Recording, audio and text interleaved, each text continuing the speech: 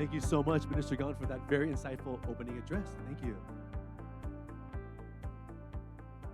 All right, ladies and gentlemen, we will now proceed into our keynote one on powering the future, achieving 24/7 renewable energy as the key to decarbonizing and going net zero. It is my pleasure to invite Mr. J. Joel Soriano, Vice President and Head of Strategy and Planning, First Gen Corporation, to deliver the keynote speech. Please help me welcome Mr. Soriano.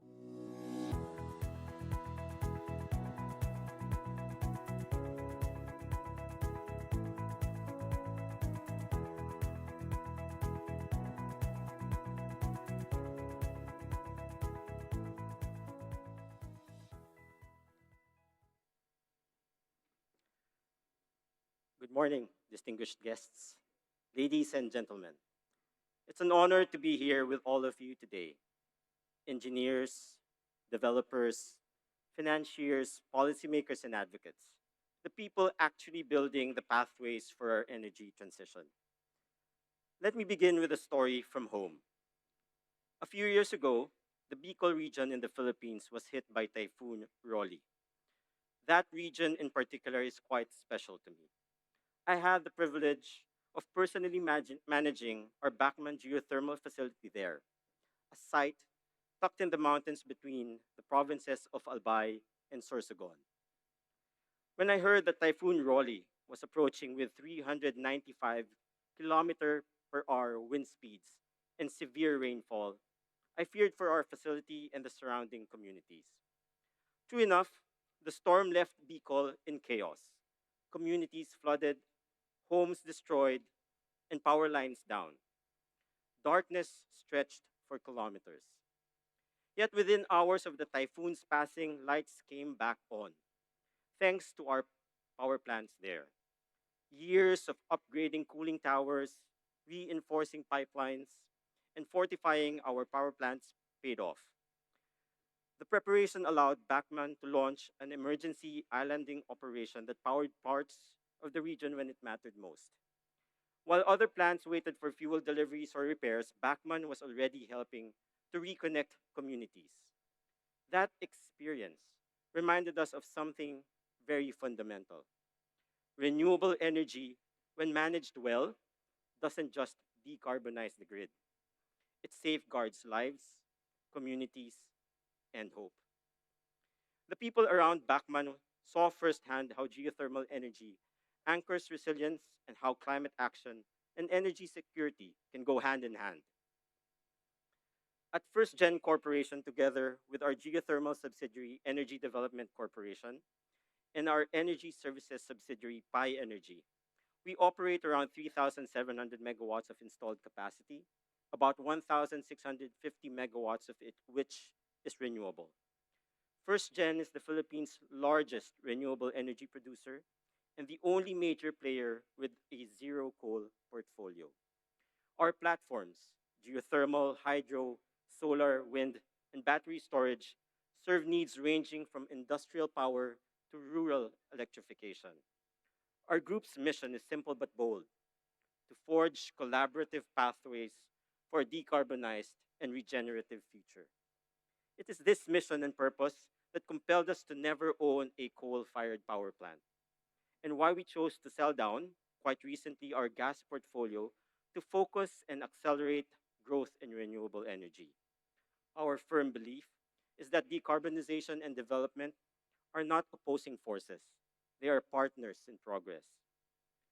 Now, finding the balance between climate action and energy security is never straightforward. According to the World Meteorological Organization, there's a 70% chance that the 5-year average warming between 2025 and 2029 will exceed 1.5 degrees Celsius. We already crossed that threshold for the first time in 2024. We are living in the decade that will decide our planet's trajectory. The energy sector is both the source and the solution, responsible for 3/4 of global emissions. Achieving net zero cannot come at the expense of energy security or affordability. Our challenge is to build reliable, 24/7 clean energy systems that keep the lights on even as they turn emissions off. And here's the aspiration I hope we all strive to achieve. The positive benefits of 24/7 renewables don't have to wait until 2050. We need to deliver value now: jobs, resilience, cleaner air, and hope, in order to sustain the momentum all the way to net zero, the ultimate goal of decarbonization. Fortunately, the world is moving. In 2023, renewables supplied 30% of global electricity and battery storage doubled, helping stabilize grids. Now, Iceland already runs on nearly 100% geothermal and hydro. California now operates 25 gigawatts of solar, plus storage to manage peaks. Meanwhile, demand is exploding. Artificial intelligence, digitalization, and data centers have pushed electricity use up 12% per year over the past 5 years. In the Philippines alone, data center demand could reach 500 megawatts by 2028 and 1 gigawatt by 2029. The call to action is clear. The transitions, this transition isn't just about adding capacity. It's about meeting tomorrow's demand responsibly, reliably, and around the clock. Our energy mix in the Philippines still tells a story of unfinished work. In round numbers, as of the end of last year, 63% from coal, 22% from renewables, 14% from natural gas, and the balance from oil. But momentum is building. In 2024, the Philippines added 794 megawatts of new renewables, more than the previous 3 years combined. The last round of the Green Energy Auction Program of the government drew 9.4 gigawatts of bids, nearly hitting its 10.6 gigawatt target. And we're seeing policy innovation, like the proposed Low Carbon Economy Investment Act, which could accelerate green finance, create jobs, and move us from intention to execution. When people picture clean energy, they imagine solar panels glittering on rooftops or wind turbines spinning on hills. But beneath our feet lies the most reliable clean energy of all: geothermal. It doesn't depend on the weather, it runs 24 hours a day, 7 days a week. It's the steady heartbeat of a renewable grid. Yet geothermal, often enough, goes unseen and undervalued. Why? Because it's underground, literally 3 to 4 kilometers beneath us.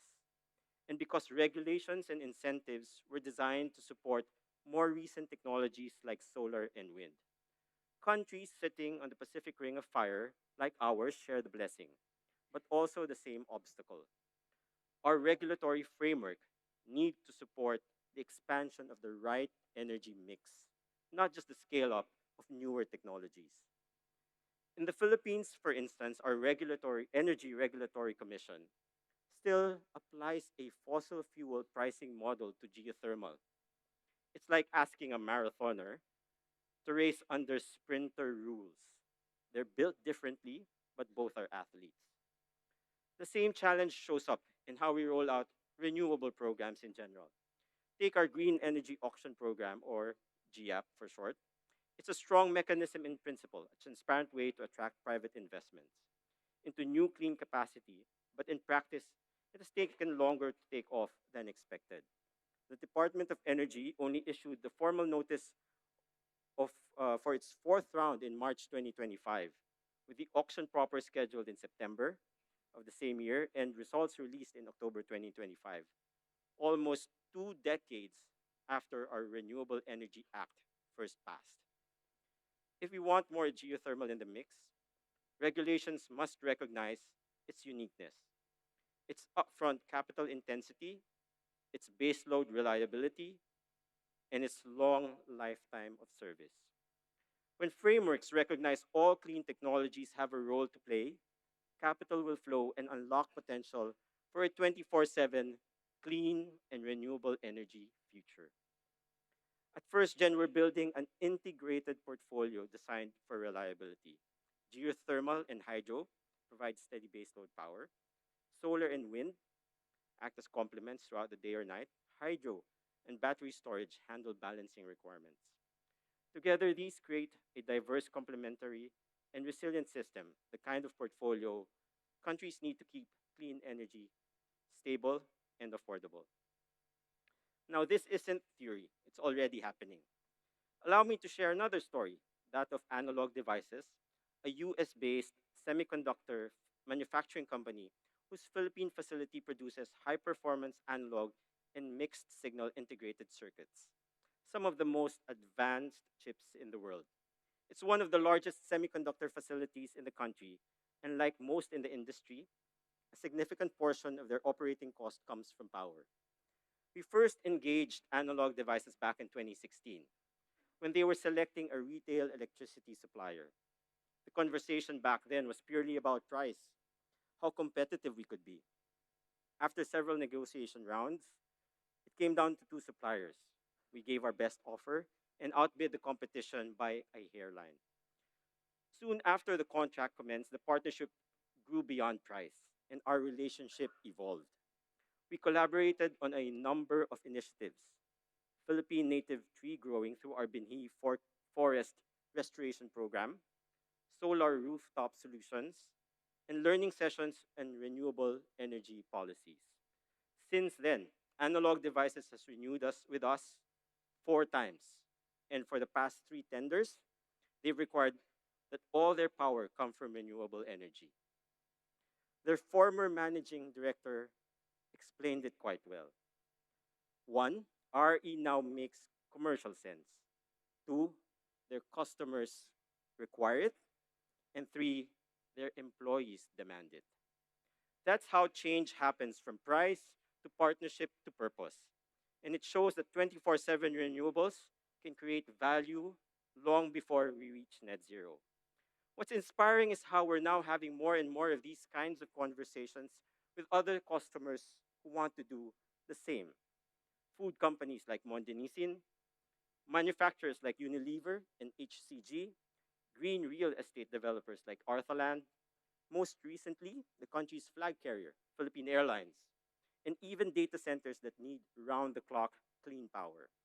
They're no longer asking if renewable can be reliable, they're asking how soon can we switch? And that's the shift we're seeing, from curiosity to confidence to commitment. Because 24/7 renewable energy isn't just an aspiration anymore, it's a decision companies are making right now. And the Philippines is proving that it can be done. But technology alone isn't enough. We need collaboration. In 2021, ADC founded the Net Zero Carbon Alliance, the first private sector led coalition for net zero in the Philippines. What began with a handful of partners has now grown to over 40 companies, from manufacturing and finance to construction, aviation, education, even SMEs. We guide members through carbon accounting, renewable procurement, and transparent disclosure. We connect them with enablers, developers, verifiers, policy experts to help turn plans into progress. It's our way of practicing bayanihan, that Filipino spirit of collective action. Because no company or even conglomerate can do this alone. The Net Zero Carbon Alliance reminds us that our greatest renewable resource isn't only found in Mother Nature, it's found, more importantly, in people. To scale 24/7 renewables, we need alignment on 5 fronts: policy and regulation, faster permitting, stronger auctions, and pricing models that place the right value in each technology. Grid modernization, the NREL's competitive renewable energy zones give us a roadmap to connect resource-rich islands to demand centers. Transmission is the hidden hero. Finance, unlock green bonds, blended finance, and carbon pricing so capital can flow into clean projects. IRENA says developing Asia must triple annual clean energy investment by 2030. Technology innovation, enhanced geothermal long duration batteries, hybrid RE plus storage, and green hydrogen. These aren't futuristic anymore, they're emerging realities. Corporate leadership should move from annual matching to hourly renewable procurement, truly carbon free energy every hour of every day. Just listening into the conversation this morning, I should add a sixth here, which is interconnectivity. Mindanao is home to our Mount Apo geothermal facility, and we're expanding our footprint in Mindanao. It's very close to Malaysia. And hopefully that's our gateway to physical interconnection at some point, perhaps at some point, right? But hopefully we'll have financial and market interconnectivity before then. Imagine this. By 2030, the Philippines achieves a 35% renewable share. Coal use declines. And 24/7 RE models become mainstream. By 2040 to 2050, our grid is powered mostly by renewables plus storage. First Gen and Net Zero Carbon Alliance partners reach net zero. The Philippines becomes a regional example, proof that an emerging economy can commit to and achieve an energy transition. The benefits will be immediate: energy security, lower long term costs, green jobs, and resilience against climate risks. There will be less and less dark, powerless nights in areas like Bicol in the Philippines. That's the power of delivering value along the journey, not just at the destination. This is the energy transition we aspire to see, not just hitting net zero someday in 2050, but making every year along the way better, cheaper, and more resilient. At the First Gen Power Group, we will keep leading by example, powering round the clock clean energy, enabling others through alliances like the Net Zero Carbon Alliance, and proving that the journey to net zero creates value every step of the way. Maraming salamat po. Thank you and have a good morning.